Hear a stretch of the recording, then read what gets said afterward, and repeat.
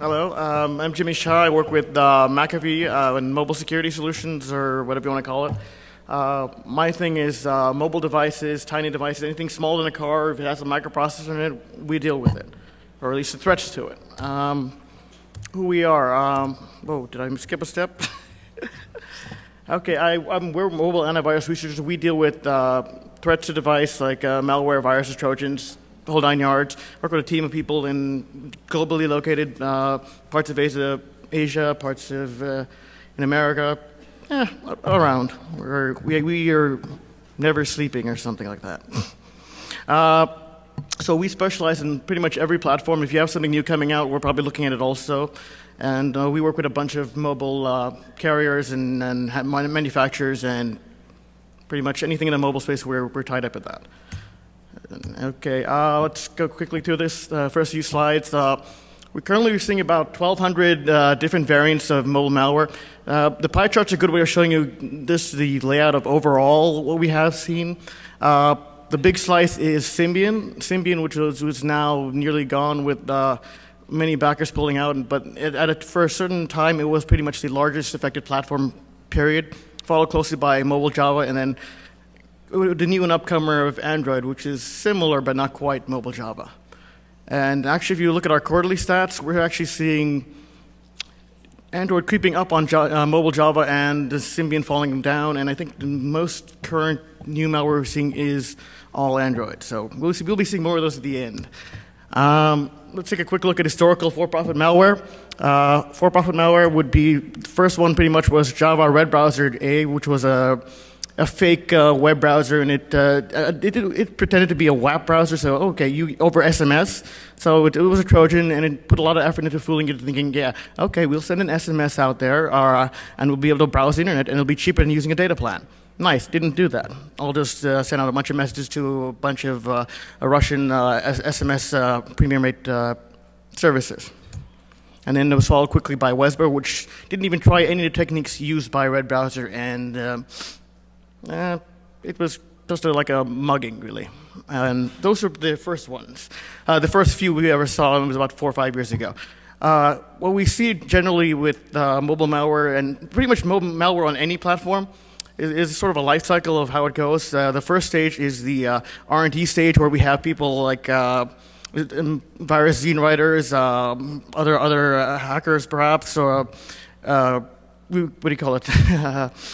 Security researchers looking into making proof of concepts and putting them together, and writing tutorials, putting out papers, putting out presentations, teaching people how to deal with the platform, how to figure out what APIs to use, figure out what we're doing with it, or what people are doing with it. That's followed relatively shortly after you get the first big rush of people by the reuse, not the cycle, so I guess whatever you want to call that. Next stage, you'll notice all the bugs are very similar, but they look a little different. They're cosmetically different in that they have different colors. That tends to happen quite a bit with malware. Once people have gotten through the whole, what APIs do we use, what can we pull off on the platform, why don't we just reuse the code and just change the strings or something? That's what usually happens. After those two stages are done, though, it's what this talk is actually about. How do people make money once they decided to go into malware? Like, what do we do next? We've done the creative part, we've done all the repetitive part and the copycat stuff. How do we actually put money in our wallets? And that's really what the rest of it's going to be. Let's look at modern, more for-profit malware, where we're actually here. Here's the trends by geographical region.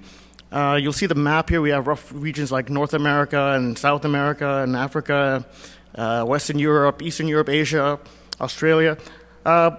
We haven't really seen a lot of mobile malware coming out of America.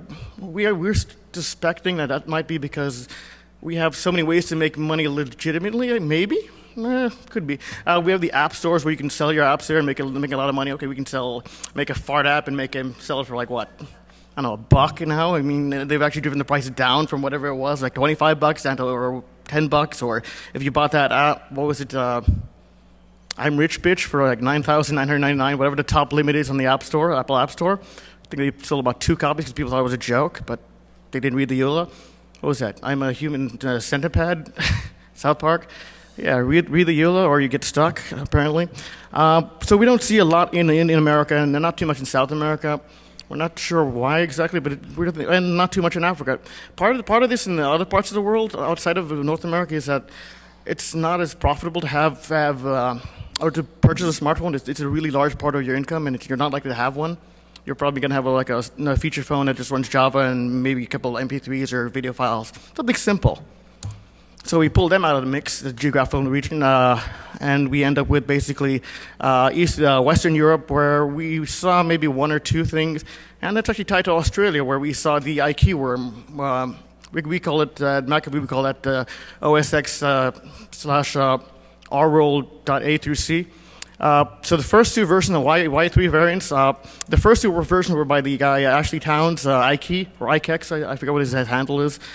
He wrote this worm for jailbroken iPhones, and it basically replaced the background image with Rick Astley. So it's like, yeah, all right, awesome. So you're going after all this, and he managed to release source code for those two worms, and at the same time, or a little bit after, he got picked up as a legitimate app developer. He got a real job out of writing mobile malware, or a worm. But the key point of that is how that ties into Europe is that the next variant turned into, someone actually tried to turn that into something that actually makes them money directly from the app, or from the worm, which is like, instead of just doing the worm that just replaced it with Rick Astley and does a bunch of nonsense, the next step turned into was a phishing worm. It was the RLC, some people call it IKB. Basically, it was two pieces. One was a downloader script, and one was it was basically the propagation portion of the original Rickrolling worm to like push it onto every jailbroken iPhone and get it out there. And a different part that what tempted, if you've seen all the analysis, it says, oh, it sends SMS, does this, does that, whatever. All it really did was add a new host file to replace a local European banking website with that of a server under control of the attacker. So a CNC server is somewhere in a different location, and you go to your website, you ship to them, and they take your money, which is kind of nice for the attacker, not for anyone else. That was also closed down pretty quickly because it was pretty obvious what they were doing. Banks shut down quickly. So we kind of move on from them. We move on to basically what's left, because we don't see, outside of those jailbroken phones, we don't see much on any other real phones, or regular phones, say an Android phone or Windows Mobile, yeah, or pretty much anything like that, any other option, or WebOS or anything else. What we're really seeing is that there are basically two regions, places that there are Russian-speaking areas and Chinese-speaking areas, pretty much, and it splits into basically, okay, we got about 100 odd variants from the Russian-speaking areas, and about 200 plus, all nearly doubled, pretty much, coming out of the Chinese-speaking areas. And the interesting part is what the differences are between them. If you're looking at the Russian-speaking areas, you figure Russia's known for a lot of very complex malware and whatnot, especially on the PC. On the mobile side, they've got really simple Java Trojans and SMS sending Trojans. Like, that's basically the bare, simple, easiest possible thing you could ever do. Okay, hey, let's send an SMS. That's it. That's all they do. That's like Wesber, just like the mugging, just like the red browser in the beginning, the 4-year-old or 5-year-old technique. That's all they're doing. They haven't changed that in about 5 years. They changed it into the strings, the names, whatever. Still the same. The other versions we're seeing, or at least the variety we're seeing in the Chinese-speaking areas, we've got multiple platforms. Oh, actually, let me go back there to the Russian areas. Android is programmed in Java, and it gets converted to a different format, a different bytecode. But basically, on the developer side, it's almost the same thing. So it would have been very simple for a Russian mobile malware developer to just say, okay, let me port my code over to Android. Change a few libraries, and you're pretty much done. Recompile, boom, all the same things. If you're doing it with the Chinese-speaking areas, they're a little more complex. The environment's a little bit more complex. One, you got like millions of users. Two, you've got people doing multiple platforms, Symbian, Android, whatnot. And I'll be covering most of these things in a little bit later with the actual pictures. The key trend, though, is that it's a lot more complex in those areas, and there's a lot more competition. And the competition helps to drive more of the complexity.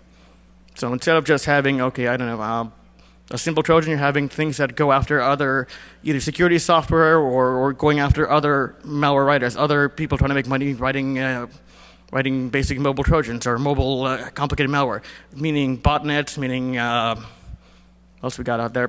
Rootkits, pretty much any technique you can use on another platform, they're porting it to the mobile side just so they can keep in business. Let's go on to actually how do they make money. How do you make any kind of money if you're trying to make money with mobile malware? The common way is write it yourself, sell to somebody else, which is kind of a thing that happened with Zitmo, where the first few versions were basically repurposed original malware sold to, or stolen, whatever, I'm not sure exact numbers, from the original author and turned into a way to make money for larger crime syndicates. And distribution basically would be you just put it out there, get your stuff out there, get it on a site, freeware site, download site, pretend to be something else, something like that. I mean, that's kind of that part. But where's the actual money coming from? One thing is premium rate numbers. This is your downloads, your ringtones, pretty much any way to make money doing this. You say, okay, or actually, how do I get some way to take money out of your user's wallet, put it in my wallet? And there are also subscription services, so you sign up once with a premium rate message, and it continually bills you over and over again. Which is nice for the attacker, once again, not for us. Where's the money? Again, other ways to make money. So say you don't want to be so deliberate and so obvious, like taking the money straight out, okay, like those old 900 numbers and whatnot, and premium rate and telephone numbers, toll fraud they call it in the telecom industry. Basically, you sign somebody else up for one of our services, and it's very obvious because the billing's directed to the device. The other option is basically another thing from the PC side, click fraud. Ad networks, black hat SEO, things like that. I mean, you're driving traffic towards somewhere or trying to pretend to make money out of somebody. What was the deal with the click fraud is basically you have ads and they have fraud detection techniques in place, so if you have like the same guy clicking about 100,000 times, that's going to get tagged. If you get him clicking about 20 times, it's probably going to get tagged. I forget the exact threshold. It's pretty low, I think, for unique individuals or whatnot. So in this case, if you were an attacker and you want to make a bunch of money, you put out something like a botnet and say, okay, I'm going to take over a bunch of different mobile devices, so I've got tons of different IPs, and it's all individual users and all looks legitimately like real traffic. So it's a slow thing, but it's a lot of people. It's been described to me as and I've described it also as basically you're stealing like $1 from about 1 million people. That's a pretty good haul. That's always is. And also, you can also do it the other way offensively against someone else's ad network and say, okay, take out my competitors and just click on all their ads and wipe them out. Take out their entire budget and take them out. And the next stage is personal identifiable information, which should be your social security number, some other identifying number, maybe your identifying number of your device, something else that they can use to tell directly who you are, which is useful for various reasons. I mean, it could also be account numbers, like a Skype account or something, or a chat account. The key is you can take that kind of information, which is valuable to identity thieves and other people, marketers, legitimately to marketers, and not so much to basically people who would take that and turn it into a currency as identity theft. And they will just resell it in bulk or individually, or use it individually. Once again, the next one is phishing. This was similar to the earlier thing I mentioned, the worm, the iPhone jailbreak worm that replaced the website. Not as popular in Europe and North America, well, not at all in North America, but it is quite so in China, which I saw a talk earlier today. If anyone's seen that talk yesterday with the phishing going on in China, banks are a big target, and it's really useful to go after something like that. And also, you can download additional malware, maybe spyware, and get a few more details or other accounts. It's very useful. Which is similar to the next slide, really. If you have an account like a QQ account, which is a very popular Chinese instant messaging platform, if you're not aware, and you're able to cash out money. You can trade QQ coins on the network and cash it out at various third-party vendors, which is really a black market because it wasn't legal basically cash out the QQ coin, so there will always be some third party, and they will take their cuts, and you will be dealing with organized crime. Very useful. And also, if you're in the business of stealing people's legitimate accounts, there are also money launderers and people who help you clean that money out for you. So you'd sell to them and go through that. Now let's actually look at how they avoid detection and how analysis and may make our job a little harder. What happens? Okay, injecting the code into clean apps. We haven't seen file infectors in mobile platforms at all, possibly because we're using Java, but really because no one's trying or no one has to try. So what would you do? You'd inject your code into something like a J2ME app, very easy to compile, add your code into it, recompile. Very simple. Symbian, a little harder, more likely Trojans or whatnot, but it's been done, put into like an IAM app, someone's invaded in a real IAM app and said, okay, repackage it and send it back out. A little harder to do, but they've done it. Android, it's more like things like Droid Dream and a few other major malware families that are really done manually. We haven't seen any evidence it's been automated. Otherwise, you'd be seeing thousands of apps, given that the Android market itself is very open, and the other markets are also, well, the third-party markets are completely open. So it would be really, really easy to target a certain segment of market and just flood all the apps in store with corrupted apps, which we haven't seen. We've seen relatively small numbers, 40, 50, 30, whatever, small enough that a single person could do it overnight or something, could basically produce it, or on their off time they can put together. What's been used to evade detection? Encryption. It ranges from simple to advanced. In a simple range, we've got things like hiding SMS within, let's say, an HTML file. Really, if it's like a standard HTML file on your system, in your data directory, or in your browser directory, you're not going to notice. And if it's J2ME, we found this in a J2ME Trojan, you're really not going to notice unless you're having an analyst look at it, and we'd see it. And we'd see, okay, well, where is it? Not too hard. It's actually that little dark section right there.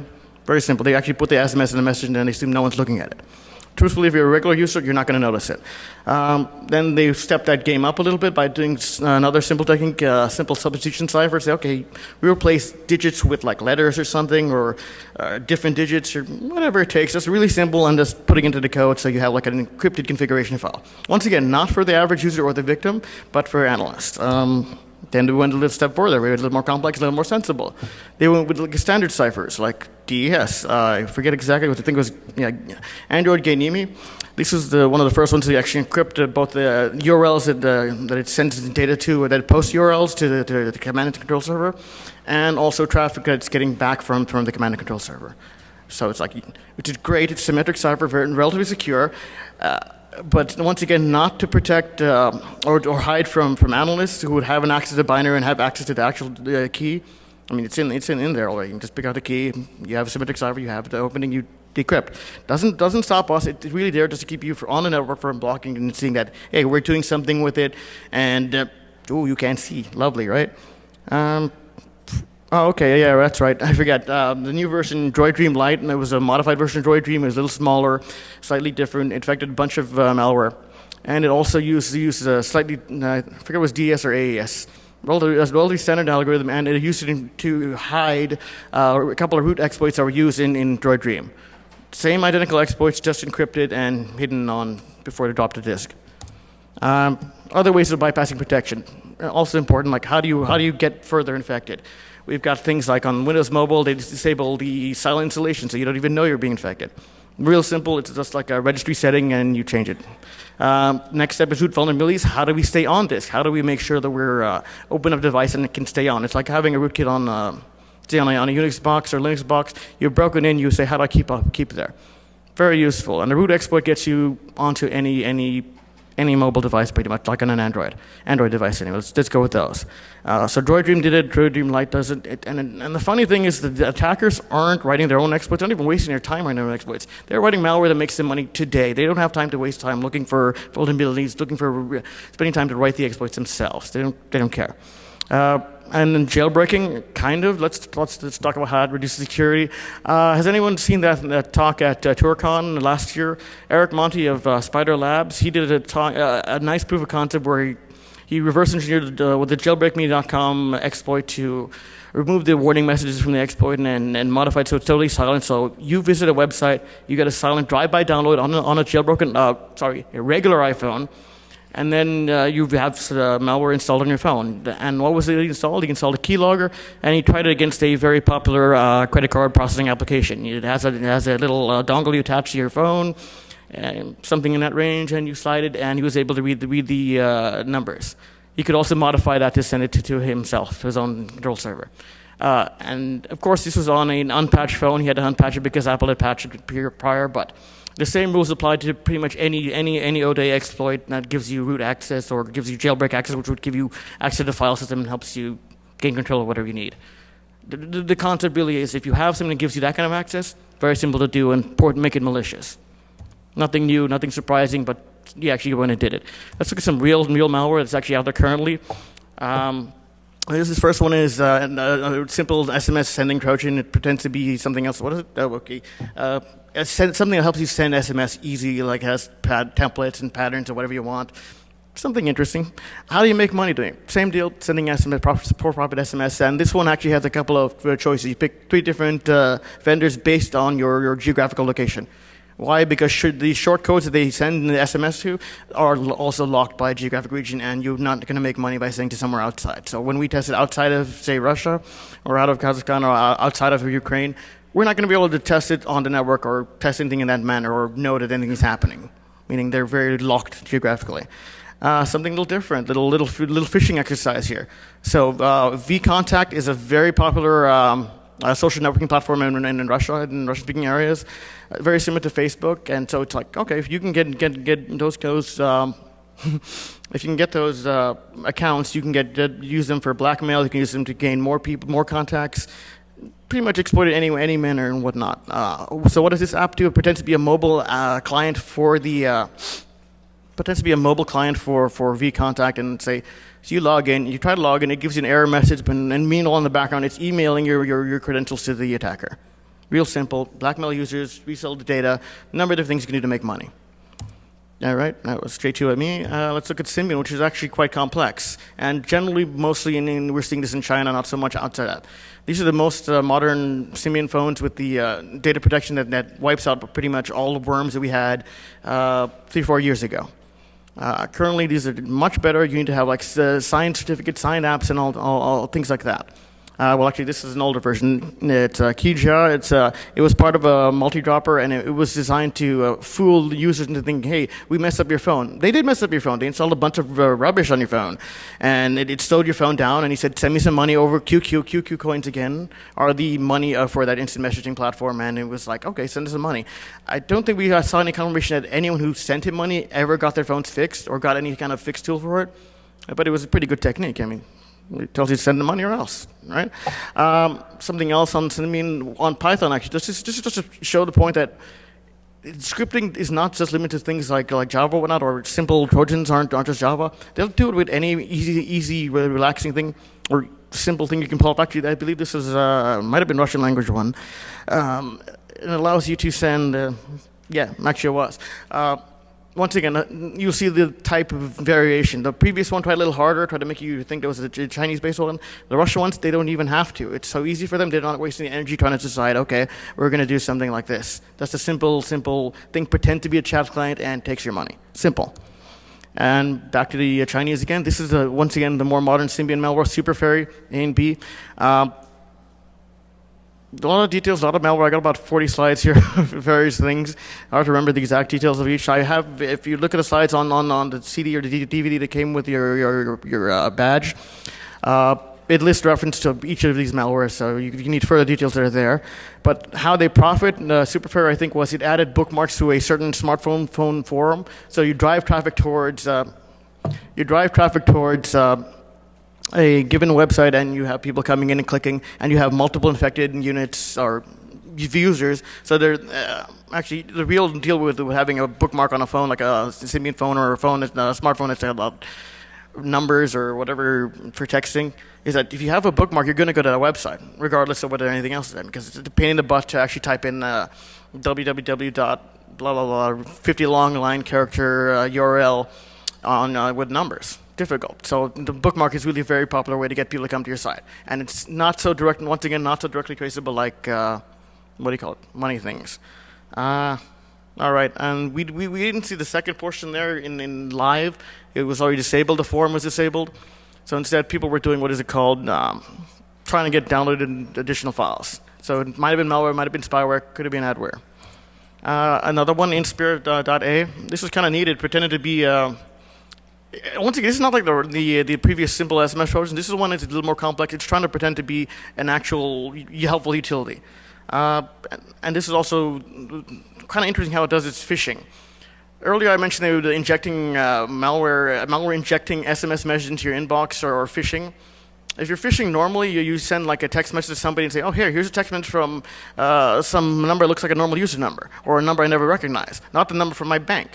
These guys say, okay, well, we know the number for the bank. We know how to put the messages into your inbox using the APIs to insert that into your, meaning very complex. We were enough advanced developers to know that, hey, as an attacker, we can put that into your mailbox. You see the text text message with an address from your bank. You've seen it maybe before. Every time you log into your website or something, or a message, you can get a service message from your bank. It'll say, okay, here. Yeah, that looks familiar. It looks like it's from the bank. It's a really real number, and it looks very authentic. I mean, it's bypassed basically all the protections you'd normally have as a normal user. Like, how do I know this is real? Right? It passes the smell test. Basically, it looks like a duck, walks like a duck. It's probably from my bank. And this one tells you, okay, people have tried logging into your account. Very sneaky technique. We're going to lock you out. Please log in. It's that whole social engineering technique to get you to go and get phished. Pretty useful and a good way to avoid detection. Let's go on to the Android malware, which quite a few. This is Android Ganemi. This is the first one we mentioned. It was kind of neat. A bunch of infected local applications, and it required a lot of permissions. Very suspicious, and when you actually analyze it, we saw it has that backdoor functionality, so it talks to command and control server, and the attacker can do a bunch of things to you, which is kind of nice. The question is, how do you use that to make money? You have a complicated malware, you have a way to talk back and forth to the client, and you have a way to load software, install software, and do a bunch of things. So I can add additional software once I have my team working on something new, and as an attacker, it's saying, okay, I already got something on their devices. How do we get more stuff on there without having to go fool them and infect other applications? And how do we do that? Same deal. And it also went after your contacts. So, okay, we have new targets to go after. We can do things like give them the same messages and whatnot. And pretty much that was Ganemi. Another one is Steamy Screen Script. I'm actually not sure how that's pronounced. Usually we try to name these so we can at least pronounce them, but I mean, it was common and pretty much all of us use it. This thing was stealing information that identified your phone specifically. We have various theories on that. Some people think, okay, they're using it to clone it. I don't think there's profit in cloning smartphones as much as just stealing the money. If it takes you less time to steal the money, the attacker's probably going to go after that directly. They're not going to waste time trying to clone your phone and say, okay, we're going to use your phone and let me copy it so I can make phone calls. No, they're going to just take the money from you. This one's able to generate the SMS message to your premium rate number, and pretty much the same things Ganemi did without using the root exploits. So the root exploits are very nice. And they really only allow a few different things like, oh, actually, no, I'm thinking about Droid Dream. That's coming up, or at least another version. Here's another one, a variant. This is the calendar application that was infected and modified.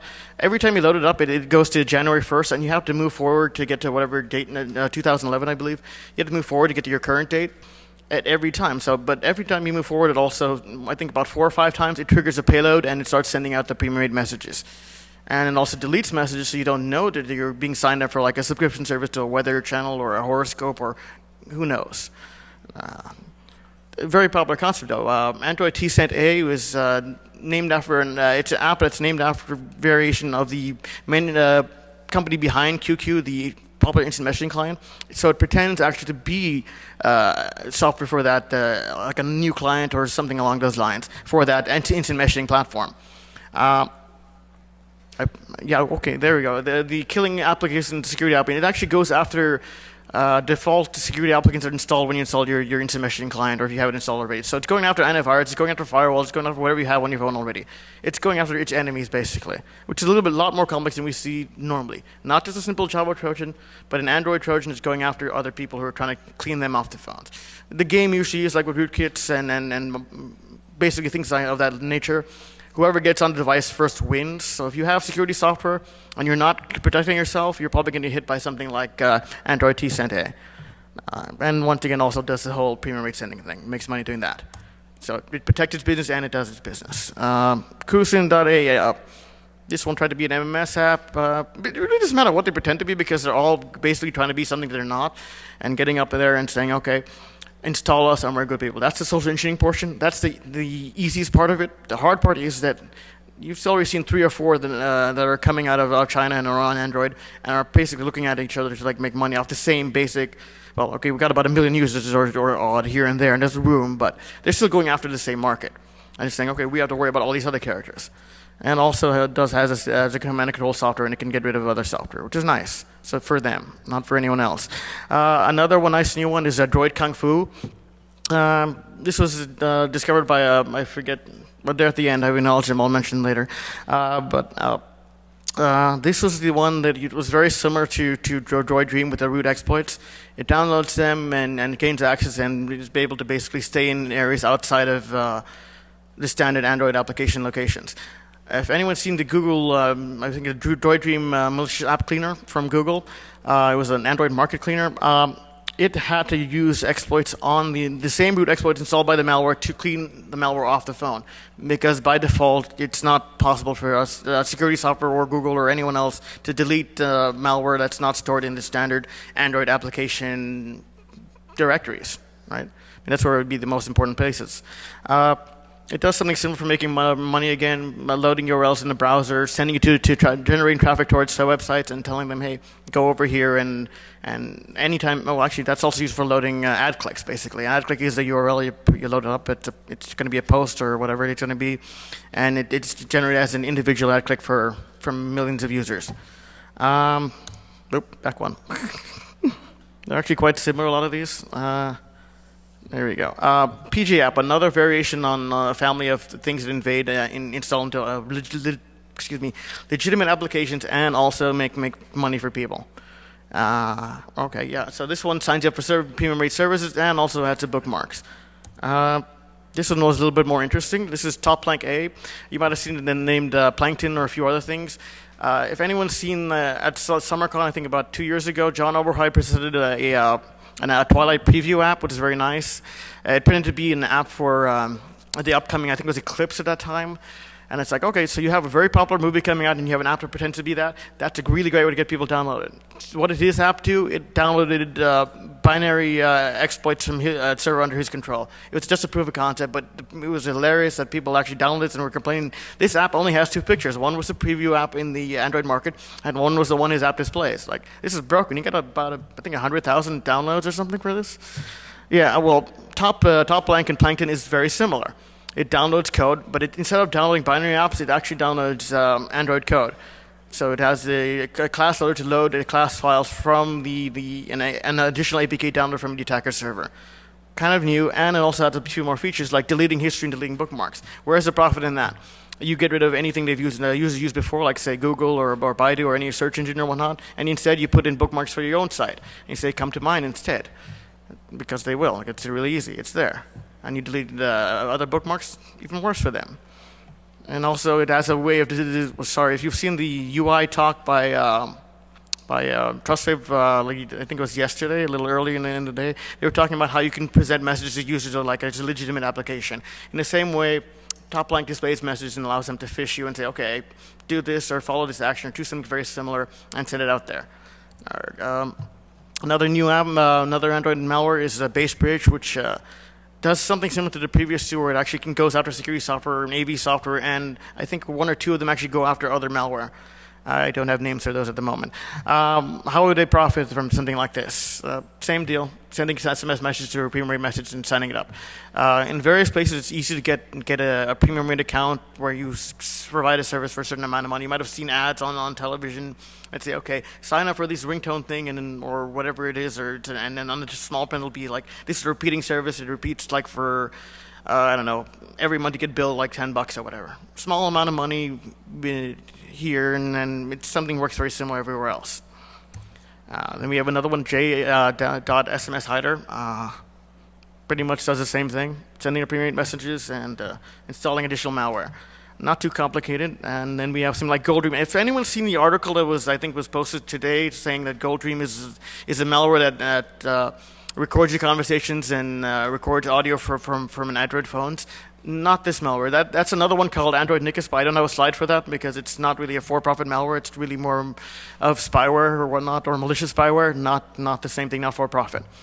So GoldDream was doing the same thing, going after banking by intercepting mobile TANs. So it's just like the Zeus in the mobile, the one where you might have seen the Zeus Crime toolkit that does phishing on the PC side. They have a mobile portion that it sends the SMS messages. This is very similar, and it'll intercept your SMS messages that have your authorization code. This is like those RSA tokens that change every 60 seconds.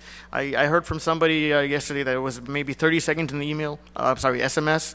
A text message authorization code, which is about 6 digits, a small amount of numbers, lasts about 30 seconds. So long enough for a network to get it to you, like almost instantly. And depending on how small that window is, it also affects how the attacker goes after your bank account. So if it's a short amount of time, they need to be on it at the same time you're on it, on the account. So they'll log in instantly. I talked to another guy who said, okay, he's monitoring financial transactions. We don't get to see those as much. But on the financial transaction side, you can see that how the malware does it versus how an average user would do it. If you log in as a bank account user and then you move money, you got to go through the menus, you got to click, takes you a few minutes. Average time maybe 5 minutes if you know exactly what you're doing. With the malware, they were seeing traffic patterns that look like this is PC malware. About a login followed by about 2 seconds later a transfer. So a big difference and very easy to detect. There's a paper coming out on this in a couple of weeks from the other researcher. Right, same deal, sends premium rate messages and adding new software, which is always bad because everything we're seeing here could have been variants installed by any of the previous ones coming before it. And it actually shows the pattern that people are actually trying to come after your money now. They're doing it on mobile devices and they're looking for ways to get to you easily. And once again, all they need to do if they have something that is complex is to be the first one on the phone before any protection, before anybody else helping out. So we tend to recommend look at the reviews if you can, see if there's something's very popular. Try to avoid as much the newer untested applicants that have maybe 5 or 10 downloads. If you can, some kind of reputational service, maybe somebody your friend knows something. Rather that before we have something for somebody provides you that, or try any of the other various people providing security software on the markets now. Another application, Hippo SMS. This was another one inserted code into an application. A bit repetitive, some of these things that, I mean, they're on platforms. The real key, the interesting part is how they make money and how they go after each other who are trying to make money. Other attackers are also trying to make money. That's a neat portion. But same deal, deletes messages so you have no idea you're signed up to a subscription service. Let's see, what have I got left? Okay, this is the actual, something more interesting. This is a proof of concept, not a malware. This is SoundComber. It was called initially SoundMiner. You might have seen the videos online. This is basically a university project testing how to create an app that uses very few permissions and is able to do something like taking your interactive voice response, your basically those menus you press 1, press 2, whatever, like the ones you call your credit card company. Okay, at some point at one of those calls, you're going to be typing in your credit card number, or you're going to be saying your credit card number, and that's a pretty good target. SoundComber goes after that. It's made of 2 pieces. One is I think the deliver. It's got you to deliver, and SoundComber the app. So the first part gathers audio from your microphone to overhear you either saying your credit card number or typing it in. It'll actually listen to the DTMF when you type in your credit card number into the phone. You figure, wow, it's right there. They're sitting there, and it's not somebody next to me stealing my information. It's the phone itself going after me. Now, it doesn't need to do anything more than that, the SoundComber app, but it does pass it to the second app, the deliver, which does something interesting. It processes the sound files because they know process sound files and sends them back out to over, I forget what it was exactly, a very small amount of data. Was it sound? I forget. How do they actually make money? They've got a fingerprint database for a number of credit card companies, the interactive voice response system, so they know, okay, this is the point where the user has hit the number and gone to like press 1 and 2 and enter your credit card number stage. Is okay, we'll hit that. We'll go after that location and say, okay, we'll just gather, like, say, the 10 seconds it takes him or 30 seconds it takes him to say the number. And then we'll take that, put it on disk, and then scan that or process that in that specific sound clip for the digits. Now, their detection or their processing of sound was pretty good, and it was able to get about of a 16-digit number, maybe they'll have a little trouble with like 15 digits, and like maybe the last number might be cut off or something, depending on how long they recorded. But since you've got 16 digits and then there are only like 9 digits that could be, they can just route through them until they actually get your number. Very convenient, very neat, very few permissions. Not as many as I believe as they show in their video, something about a torch application or a sound application. Nothing like that. Very limited, and they can still do damage. We have not seen this live in a real malware outside yet, but it looks very interesting. It looks like people could do this in the market or in the wild. And we might eventually see this soon. All right, thank you. All right, and that's pretty much the rest of that application. We have references in the presentation for all of the malware here with actual technical details and a bit more data on the application, maybe a few images. And we were referencing the Soundcomer presentation by the team at. They presented it earlier. I forget exactly what university they're from, because it was actually a bunch of people from a number of universities that got together and put this together. Very nice project. There's a video there, and a few acknowledgments that people provided information on the crimeware and how people actually make money doing this. People actually test this against this. Theodore Bohm of I think it's 000. I'm not exactly sure how you pronounce the name of his thing. He'd done a talk on. From Russia with Love.exe, where was an example of how Russian criminals were making money out of PC malware and getting money from you. And I also talked to Billy Lee and then Tom Panpan of Anti-Y Labs. They provided a lot more information on China. And once again, a team for Soundcomer, and also Dr. Zhang of North Carolina State University, who found a bunch of the samples in the latter part of the presentation. Another colleague, Zhang Bu, helped me out with the Chinese market a little bit more, and also Joey Zhu. If you've seen his talk on phishing yesterday, he was quite helpful clearing up a few details. Were there any questions regarding any of these? Yeah. So, with these premium rate applications, how do the hackers actually get the money out, or is it some kind of redirection? Are they running that premium rate service? The question is, how do the hackers get to the premium rate, get paid when they're doing the premium rate SMS attacks? Is that right? Yeah. So if they sign people up, are they running that service, or is somebody else running that service? So you're asking if do they run the premium rate service, or are they getting it to a third party? A little bit of both, actually. The premium rate service, I understand in Russia, it's easier to get an anonymous premium rate number and have people dial that number and collect the money and then disappear afterwards. So it's a little easier in certain markets to do that. I understand we have to move to the QA room. It's track 3 QA. I think it's across the hall. Thank you.